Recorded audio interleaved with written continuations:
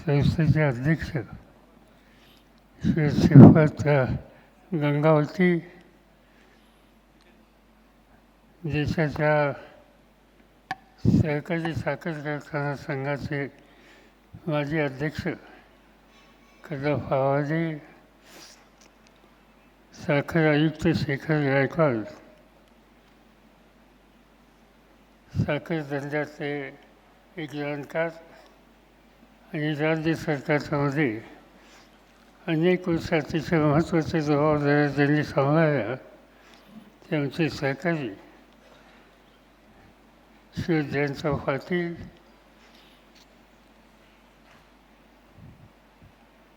माजी खासदार पावागडराव कोरे, नरेंद्र मोहनजी, या ठिकाणी उपस्थित असलेले व्यासपीठावरचे सगळे मान्यवर, GSTचे सगळे पदाधिकारी, साखर धंद्यातले सगळे जाणकार आणि उपस्थित बंधू भगिनींनो, मला स्वतःला आनंद आहे या वार्षिक कन्व्हेन्शनच्यासाठी आज मला या ठिकाणी उपस्थित राहता आलं. GST ही साखर धंद्यातली सगळ्यात जुनी संस्था आहे. आज एक त्याची स्थापना ही लालचंद हिराचंद यांनी जवळपास 1932च्या आसपास कारखाना काढल्यावर ही केलेली होती. खरं म्हणजे तर लालचंद हिराचंद काय, गुलाबचंद काय, वालचंद काय, ही सगळी माणसं एक प्रकारची व्हिजनरी होती.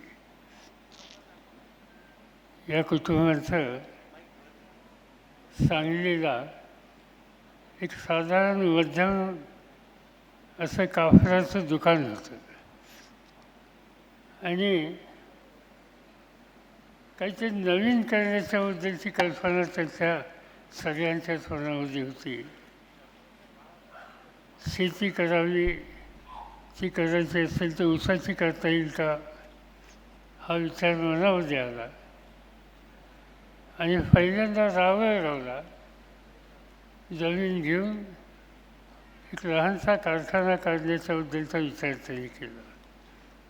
आणि त्याच्यानंतर ज्याला आज आपण वालचंद नगर म्हणतो त्याला कळम नावाचा गाव, त्या कळमच्या खालचा गाव म्हणून कळमची फॅक्टरी म्हणायची, त्या ठिकाणी त्यांनी हा वालचंद नगरचा कारखाना काढला. आणि संबंध देशाच्या साखर धंद्याला नंतर एक नवीन दिशा द्यायचं काम हे वालचंद शेठ असतील, गुलाबचंद शेठ असतील, लालचंद शेठ असतील, या सगळ्यांनी केलेलं आहे. आणि या धंद्याची एकंदर भवितव्याचा विचार करून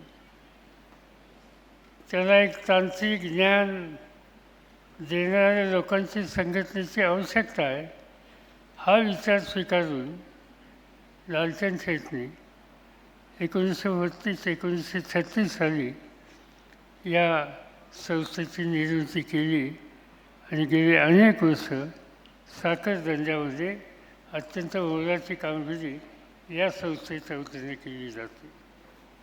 आज देशामध्ये 3-4 महत्त्वाच्या संस्था आहेत की ज्या साखरेच्या क्षेत्रामध्ये काम करतात. मी स्वतः वसंतदादा शुगर इन्स्टिट्यूटचा अध्यक्ष गेले 28-29 वर्ष आहे. पण फरक हा आहे डेक्कनमध्ये आणि त्याच्यात की वसंतदादा इन्स्टिट्यूटचा संबंध कारभार हा ऊस उत्पादकांच्या आणि त्यांच्या प्रतिनिधींच्या हातामध्ये आहे. आणि डेक्कन GSTचं जर तुम्ही बघितलं चित्र तर ही संस्था अशी आहे की ज्याच्यामध्ये sugar engineers, sugar technologies, alcohol technologies, agriculture research त्याबद्दलचे जाणकार, त्याच्यानंतर या सगळ्या क्षेत्राच्याबद्दल ज्ञान असलेल्या तंत्रज्ञांची खऱ्या अर्थाने ही संघटना आहे. आणि त्यामुळं साखर धंद्याच्या तांत्रिक प्रश्नांची सोडवणूक करण्याच्यासाठी सवन इंडस्ट्रीला मार्गदर्शन करण्याच्या संबंधीची कामगिरी GSTचं करून गेले अनेक वर्ष होते आणि म्हणून या संस्थेचं योगदान या क्षेत्राला हा अतिशय महत्त्वाचं झाले.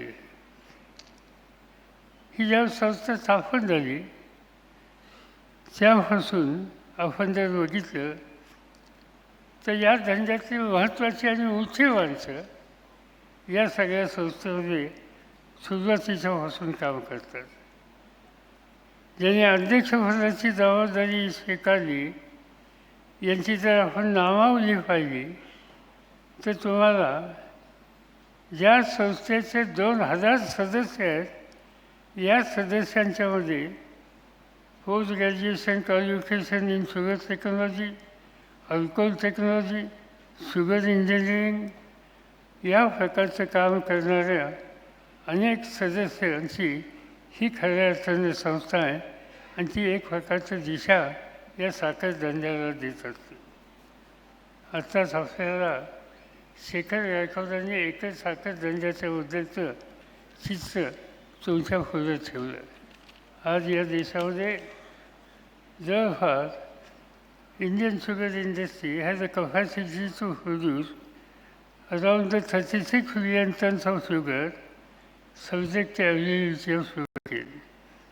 The alcohol-ethanol production from the molasses is around 2.5 million liters. The domestic consumption of sugar is around 27.5 million tons. The total turnover of this industry is somewhat near to $800 billion rupees, and it is one of the most important agro-based industry in the country. The industry has directly related to the rural development, and around 50 million farmers are engaged in the sugar cultivation on about 4.5 million hectares of area. The estimated requirements of the sugar in this country in 2025 will be around 33 million tons.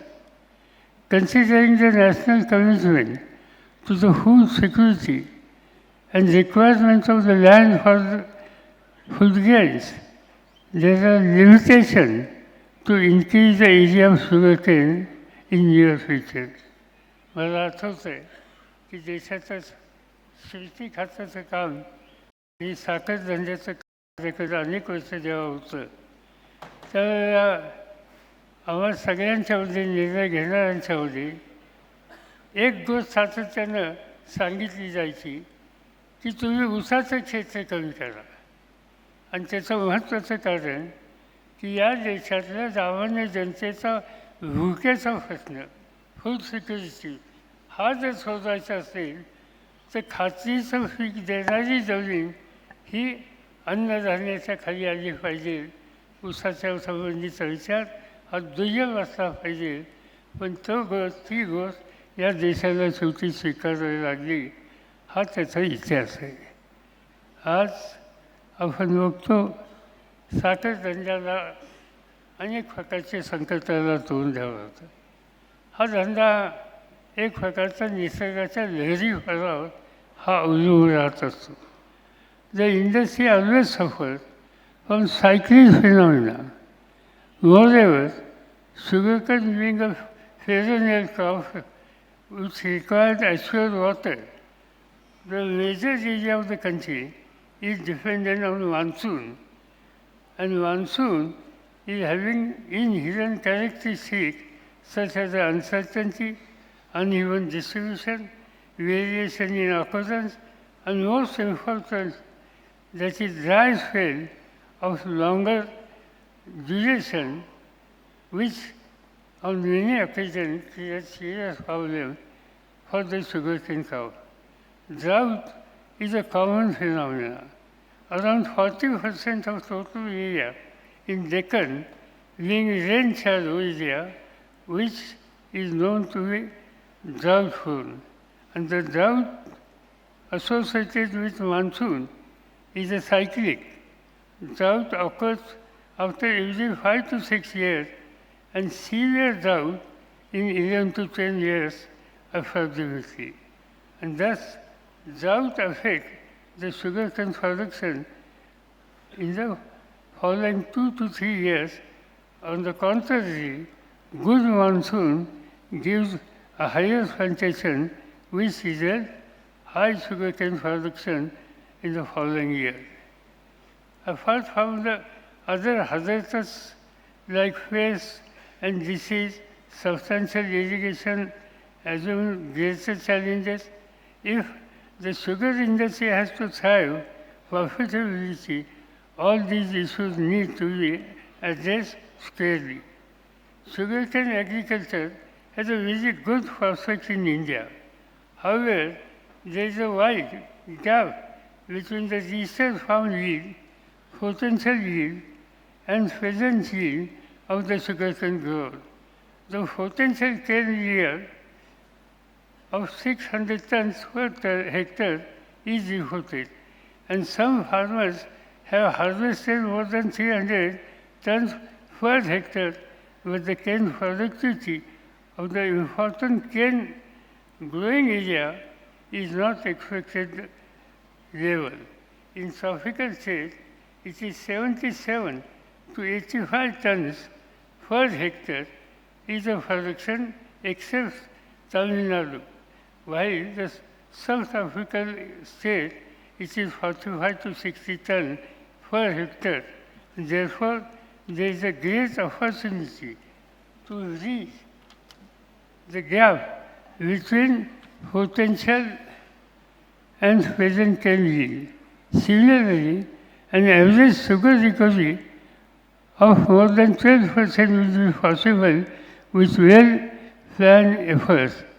In the cane development and management program, research institutes and state agriculture universities have made a number of recommendations which refer to above strategies. However, these recommendations were not put into the practice completely by the sugarcane growers. To march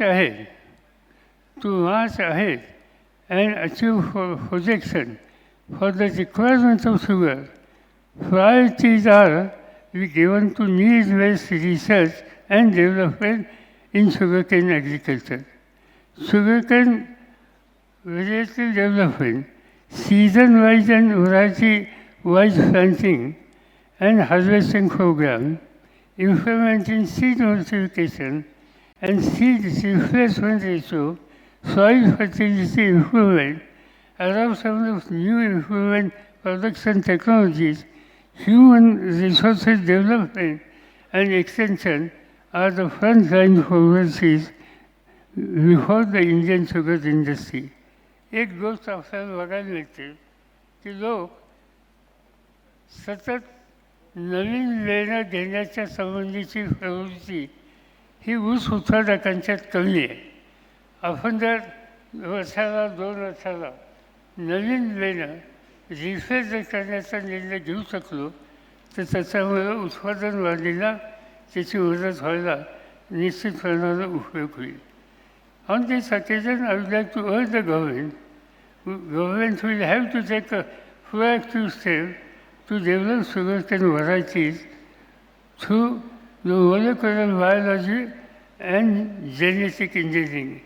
These modern tools are great help to develop biotic and abiotic stress resistance like drought and salt tolerance, disease resistance, and high sugar varieties. The SBI Coimbatore and Vasantdada Sugar Institute Pune have developed transgenic plants and they are at a laboratory level. The field trial of these plants is necessary to verify the various aspects, and in this regard, Government of India should give permission for the field trials where we are under the strict control and supervision of agricultural universities. आपण बघितलं की या देशामध्ये कापसाच्या क्षेत्रामध्ये क्रांती कशाबद्दल झाली. कापसाच्यामध्ये एस्परसारखी variety develop केली आणि ही व्हरायटी डेव्हलप केल्याच्या नंतर एकेकाळी कापूस आयात करणारा देश होता, तो देश आज जगातला 2 नंबरचा कापूस एक्सपोर्ट करणारा देश हा होऊ शकला. आणि त्याचं महत्त्वाचं कारण की या ठिकाणी सार्वजनिक सुधारणा करण्याच्या संबंधीची काळजी कापसाच्या बाबतीत घेतली. हे पहिलं खराब होतं, त्यामुळे विरोध झाला नाही आणि त्याचा स्वीकार शेतकऱ्यांनी सुद्धा केला. आज आपण सार्वजनिक क्रॉप तयार करण्याच्यासाठी त्याच्यामध्ये काही नवीन गुण हे ऊसामध्ये करता येतील का याचाही अभ्यास झाला. त्याच्यात ड्राऊट रेजिस्टंट कॅरेक्टर हे कसं डेव्हलप करता येईल याचाही विचार झाला. पण प्रत्येक संबंधाने याचा ट्रायल घ्यायचा विचार द्यावा आला त्यावेळेला सुप्रीम कोर्टाने त्याच्यावर बंदी घातली आणि शेवटी केंद्र सरकारने सुद्धा त्याला एक प्रकारची बंधनं घातली. माझं स्वच्छ मत असं आहे की रिसर्च याच्यावर बंधन कधी असता कामा नये. संशोधनाच्या माध्यमातून कुठं नुकसान होत असेल तर त्याला मान्यता देण्याच्या पूर्वी काळजी घ्या. नुकसान होत असेल तर त्याला मान्यता देऊ नका, पण संशोधन केलं पाहिजे, नवीन जात डेव्हलप झाली पाहिजे, त्याच्यावर उत्पादकता वाढली पाहिजे. ड्राऊट रेजिस्टंट कॅरेक्टर याचा अर्थ कमी पाण्याचे पीक येईल याची खबरदारी घेतली पाहिजे. आणि या सगळ्या गोष्टी संशोधन करायचं असेल तर जे बदल आहेत त्या बदलाच्या संबंधीचा अधिकार हा संशोधकांना पूर्ण मिळाला पाहिजे. त्याचा परिणाम हा एकंदर शेती व्यवसायाच्या दृष्टीनं फार उपयोगी झाल्याशिवाय राहणार नाही. मग अशी बोलत असताना गायकवाडांनी सांगितलं की आज आपण साखर निर्यातीच्या बाबतीत एक महत्त्वाची कामगिरी करणारा देश म्हणून भारताकडे बघितलं जातं. In the last season sugar production at the global level was short by 2 million tons and sugar crop was not satisfactory. In Brazil, ethanol price was far greater than the sugar and therefore Brazil has preference for the ethanol and therefore sugar from India was in demand.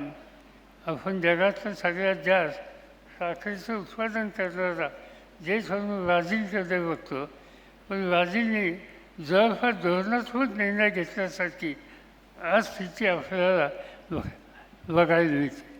तिथल्या राज्यकर्त्यांशी आणि धोरण ठरवण्याची कधी काही मला चर्चा करण्याची संधी मिळाली तर माझ्या गोष्ट एक लक्षात आलं की इथून पुढं ब्राझील गव्हर्मेंट आणि ब्राझीलची इंडस्ट्री ही साखरेच्या कामात जास्त लक्ष द्यायला तयार नाहीत. त्यांना इथेनॉलकडे जायचं आहे, इथेनॉलमधून आणखी पुढं काही जाता येईल का हा दृष्टिकोन त्यांनी स्वीकारला आहे. आणि त्याचा परिणाम जगातला 1 नंबरची साखर तयार करणारा देश आज थोडासा मागं पडला आहे, पण तो निर्णय त्यांनी जाणीवपूर्वक घेतला. याचा फायदा साखर निर्यातीच्यासाठी आपल्या देशाला यंदाच्या वर्षी मिळालेला आहे. आज या धंद्याचा ज्यावेळी विचार आपण करतो त्यावेळेला काही प्रश्न निर्माण झाले आणि विशेषतः एन्व्हायरमेंटच्या संबंधीच्या इश्यू निर्माण झालेले. आपण बघितलं गेल्या 15-20 वर्षामध्ये there has been tremendous change in pollution control and environment management in sugar and alcohol sector. There has been change in the technology, change in disposal method, changes in quantities of water usage and waste and water generation, changes in regulation and standards for the environment issues brought substantial change in the treatment of spent wash, that is, right from banning of lagoons, creating leak-proof composite yard and installation boilers in spent wash, drying technology, water generation in sugar mills was brought down from 400 liters ton of the cane crush to 200 liters, including spray foam overflow, and it may have further been brought down where such a GCI infections. Though distillery industry has invested through distillery industry have invested heavily in influence commercial, but they have to give up comforting allocation in near future. Co-generation is one of the areas which can give additional help and support to the sugar sector. Co-generation was provided good and stable platform for generation of income. Moreover, the electricity from cogen is available when there is a high demand for electricity. Secondly, the project cost of cogen is much less than the thermal electricity project, and therefore the cogen projects are economically and environmentally more friendly and sustainable. However, solar energy is being harnessed on the large scale. It is cheaper and also based on renewable source. The solar energy will prove to be more economic and comforting to the cogen. The sugar industry in future may opt for solar energy project rather than cogen project, and this will be welcome change, and raw material used for cogen will be used in better way for other byproducts. So the generation of solar energy is welcome move to the strengthen financial health of the sugar industry. Ethanol program. Now in this occasion, I would like to appreciate the efforts and policies of the central government with respect to ethanol blending program. The ethanol blending program is a very important for country and for the industry. The central government has taken proactive steps in this regard and advanced 20% ethanol blending program up to 2025. Most probably, 20% blending will be achieved in coming few years, which will also provide an opportunity for the sugar industry to improve its financial strength. However, it is also necessary to start thinking of what can be beyond ethanol, sugar and co-generation for the sugar industry. Fortunately, sugar industry also generates plenty of biomass in the form of fresh wood, sugarcane bagasse, and sugarcane thresh, a form of waste. It is desirable that each and every part of sugarcane crop, as well as the waste generated by resident effectively in ethanol supply from wheat, there may be some continuous issues which need to be sorted out amicably in the interest of country and industry, considering the huge foreign exchange involved in the import of crude oil. The sugar industry has potential to produce 375 million tons of CBG per annum with revenue of 17,000 million rupees per annum. India is the fourth biggest consumer of potash after China, Brazil, and USA, and is net importer of potash recovery from the incineration boilers, and we have a foreign exchange. To make industry globally competitive, the industry must invest in research and development. The research and development must be continuous process. Industry needs to contribute the continuous research. There is an urgent need to create a fund which can exclusively provide funding for R&D activities in the sugar sector. All research organizations need to be coordinated their efforts for enhancing future technologies in every field. All stakeholders, growers, processors, consumers, and most importantly, the government have to play a proactive role to assure the country to protect the interests of each stakeholder and make the sector strong and efficient. Research institutes need to take proactive steps, share, access, incorporate and develop innovative products and technologies through the diverse process of cooperation, collaboration and participation, leveraging resources, technologies, capabilities between institutions and region and geographies.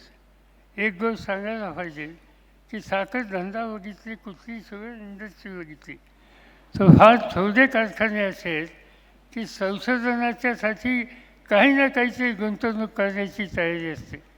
आज 52 देशामध्ये 50% आसपास सहकारी कारखानदारी आहे आणि या 52 सहकारी कारखानदारीमध्ये संशोधनाच्यासाठी बजेटमध्ये तरतूद ही केल्याचं कधी चित्र बघायला मिळत नाही.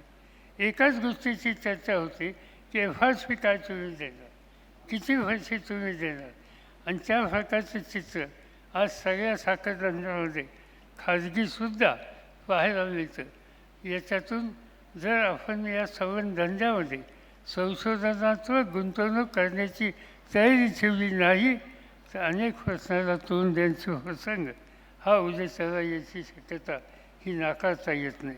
आणि म्हणून या धंद्यामध्ये संशोधनाच्यासाठी गुंतवणूक करण्याची एक मानसिकता ही धोरण निर्णय घेणाऱ्या सगळ्या लोकांच्यामध्ये करण्याची आवश्यकता आहे, हे मला या ठिकाणी सांगायचं आहे.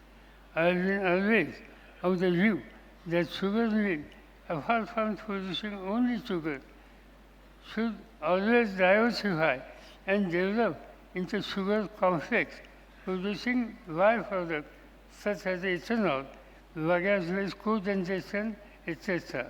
Now it has become reality as the sugar industry is contributing substantially by producing value-added products.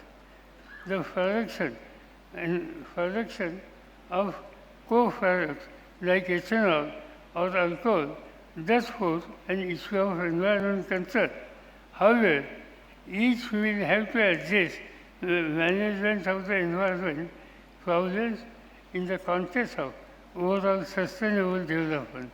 I feel that through these conversations, these type of convention, GSA will play a proactive role in the exchange of the scientific knowledge and technical support to all stakeholders. I am sure that the derivation here will encompass the subject like sugar engineering, sugar production, prospects of production by-products, development of modern agronomical practices, drip irrigation, and mechanization considering the small size of the farm and sustainable sugar production that would be in the interest of stakeholders. I wish this convention great success and provide platform for the meaningful derivation of the all related aspects of the industry. Thank you very much. ABP माझा, उघडा डोळे बघा नीट.